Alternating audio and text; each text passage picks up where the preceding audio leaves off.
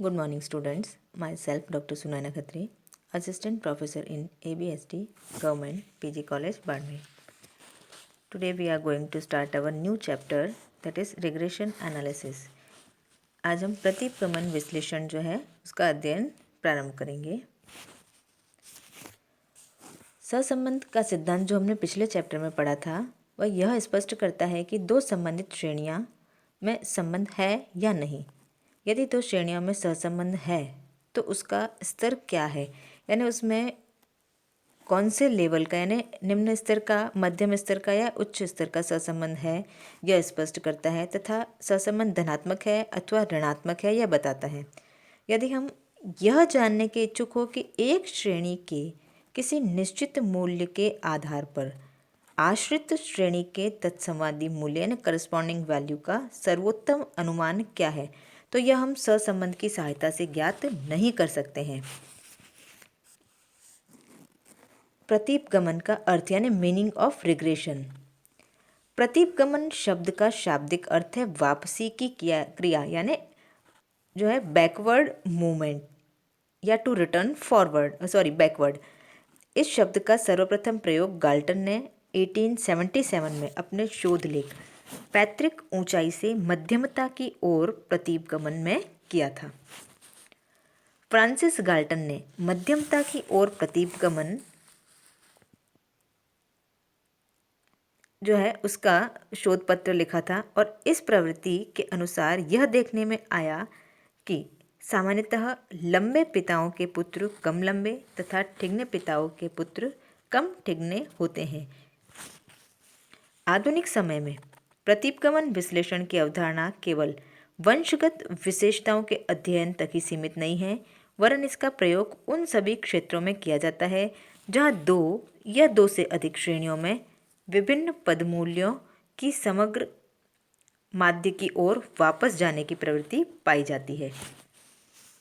प्रतीपगमन विश्लेषण के आधार पर सामाजिक, आर्थिक व व्यावसायिक क्षेत्रों में विभिन्न घटनाओं के मध्य संबंधों का विश्लेषण करके एक चर मूल्य से संबंधित दूसरा आश्रित चर मूल्य अनुमानित किया जा सकता है।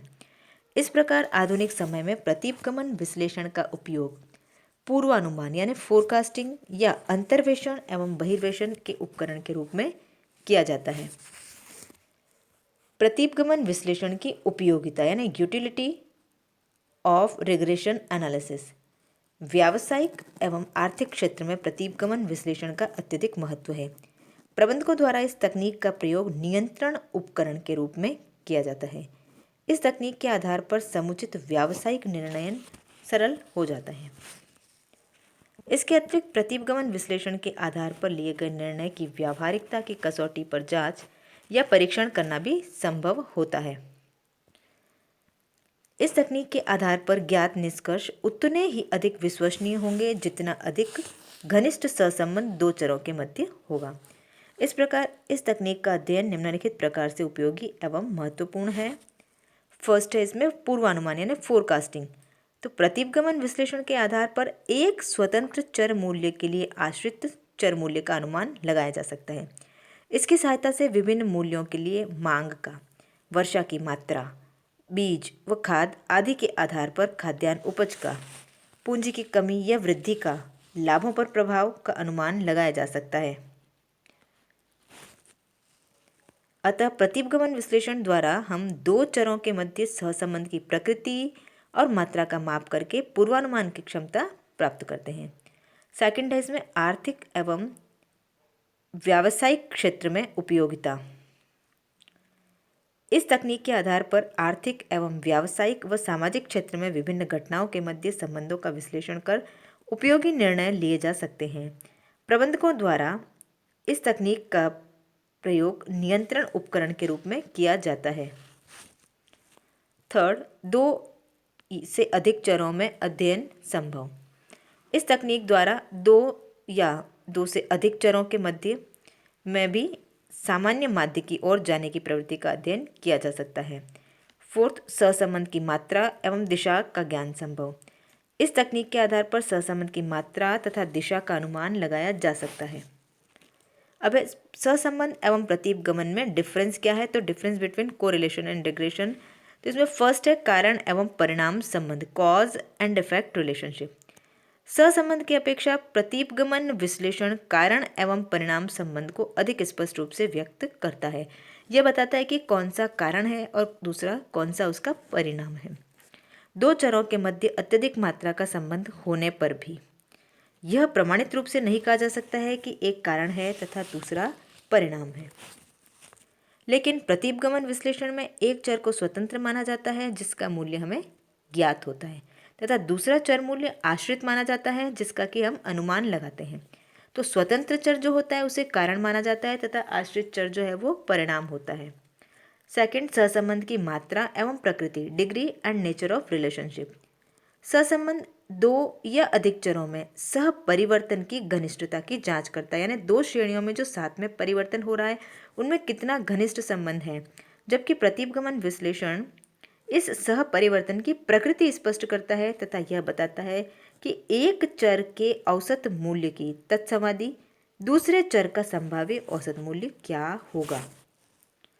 वर्नर हर्ष ने इसे स्पष्ट करते हुए अपना मत इस प्रकार व्यक्त किया है, जबकि सहसंबंध विश्लेषण दो या अधिक घटनाओं में सह परिवर्तन की घनिष्ठता की जांच करता है, प्रतीपगमन विश्लेषण इस संबंध की प्रकृति एवं मात्रा का मापन कर हमें भावी अनुमान की क्षमता प्रदान करता है।